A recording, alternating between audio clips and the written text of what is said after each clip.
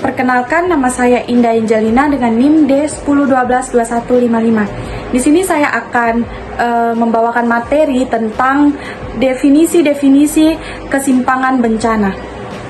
Oke, saya akan lanjut dengan pengertian kesiapsiagaan bencana. Alam kehidupan sehari-hari kita sering mendengar istilah bencana. Apa sih itu bencana?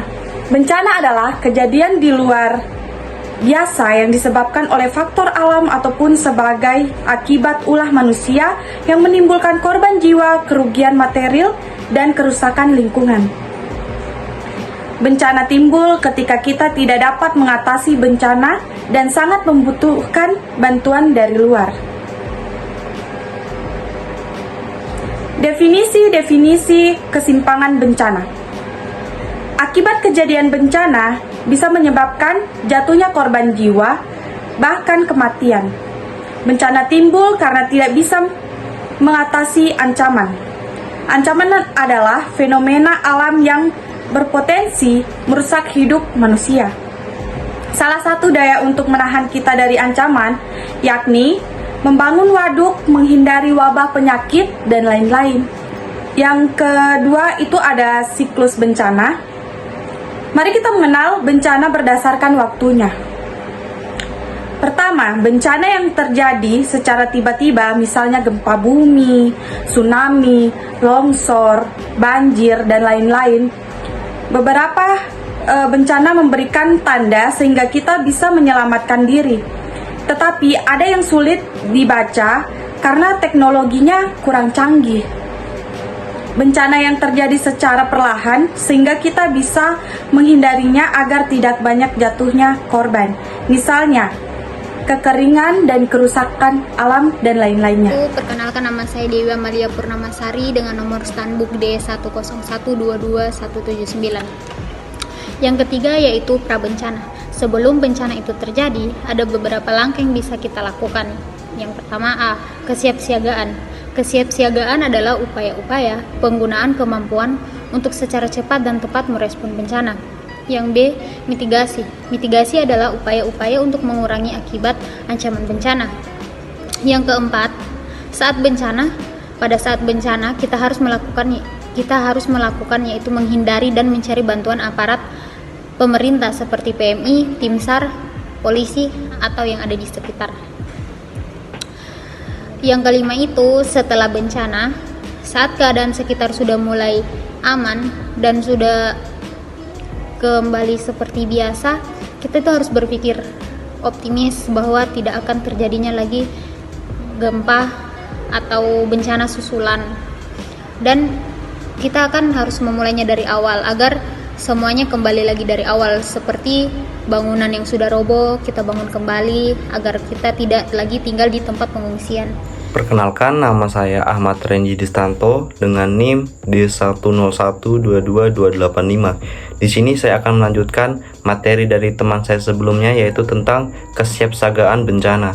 Di sini saya akan menjelaskan tentang gempa bumi dan banjir.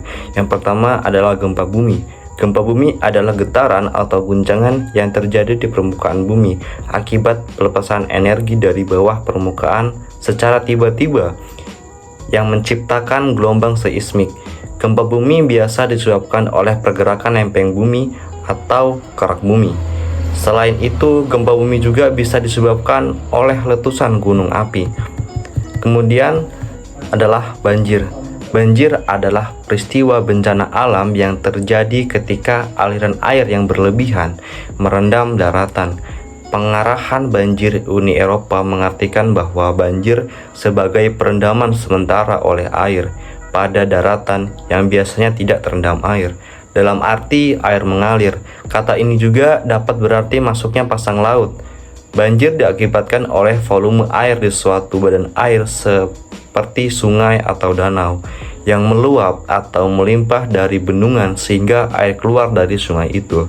Dan banjir juga merupakan peristiwa meluapnya air yang mengenangi permukaan tanah yang ketinggiannya melebihi batas normal. Banjir dapat diakibatkan oleh perilaku manusia, misalnya membuang sampah sembarangan, menebang pohon secara ilegal, dan masih banyak perilaku-perilaku manusia yang dapat menyebabkan banjir. Perkenalkan, nama saya Muhammad Ghazali dengan NIM D101222256. Baik, di sini saya akan membacakan hasil PPT dari kelompok kami. Yang pertama itu tsunami. Tsunami yaitu gerakan lapisan tanah di dasar laut bisa menyebabkan tsunami. Tsunami berasal dari bahasa Jepang, su yang artinya pelabuhan, sedangkan nami artinya gelombang. Tsunami artinya ombak besar di pelabuhan. Gelombang tsunami mempunyai pola kecepatan dan tinggi gelombang. Yang pertama, dampak tsunami. Dampak tsunami yaitu yang pertama banjir dan genangan air daratan. Yang kedua, kerusakan sarana dan prasarana. Yang ketiga, pencemaran lingkungan. Yang keempat, korban harta dan jiwa. Baik, berikutnya yaitu longsor. Tanah longsor adalah kejadian pergerakan tanah, batuan atau material lain dalam jumlah yang besar secara tiba-tiba atau secara berangsur-angsur yang umumnya terjadi pada daerah terjadi yang tidak stabil. Penyebab utama longsor adalah gravitasi, tetapi volumenya yang besar dipengaruhi oleh faktor alam dan manusia. Perkenalkan, nama saya Husnul Mariyah, NIM D10122174. Selanjutnya saya akan membacakan materi kekeringan. Kekeringan adalah matinya sumber-sumber air. Bencana kekeringan juga dapat dipengaruhi oleh tingkat kelembaban, jangka waktu, dan luasnya daerah tersebut. Gejala kekeringan yang paling sering adalah menurunnya curah hujan. Situasi ini akan menyebabkan berikut ini. Yang pertama adalah berkurangnya air bersih, menurunnya produksi pertanian, menurunnya derajat kesehatan, berkurangnya ketersediaan pangan yang berakibat bencana kelaparan. Maka, untuk mengurangi rasa kekeringan tersebut, sering-seringlah menghemat air. Hemat akan sumber daya manusia seperti makanan, dan ikut serta dalam menjaga kelestarian hutan sebagai sumber air kita. Di negara kita ini sudah banyak penebangan pohon secara ilegal, maka dari itu sumber persediaan air bersih kita mengurang. Sungai-sungai pun tercemar akibat banyaknya sampah masyarakat yang akhir-akhir ini meningkat karena adanya kemajuan teknologi. Topan angin. Topan angin adalah gerakan udara dari daerah yang bertekanan tinggi ke daerah yang bertekanan rendah. Angin kencang yang bertiup sangat kuat disebut dengan angin topan. Kata topan berasal dari typhoon, bahasa Tionghoa taifeng, kata Yunani typhon. Kecepatan angin lebih dari 120 km per jam. Angin topan bisa disebabkan oleh perbedaan tekanan dalam suatu cuaca. Badai terjadi karena gangguan pada atmosfer yang sangat dipengaruhi oleh cuaca. Badai ditandai dengan adanya angin kencang, petir, kilat, dan hujan lebat. Angin topan yang disertai badai dapat mengangkat dan memindahkan benda-benda yang tidak stabil, merusak jaringan listrik, menghancurkan bangunan, dan menyebabkan erosi di daerah pesisir.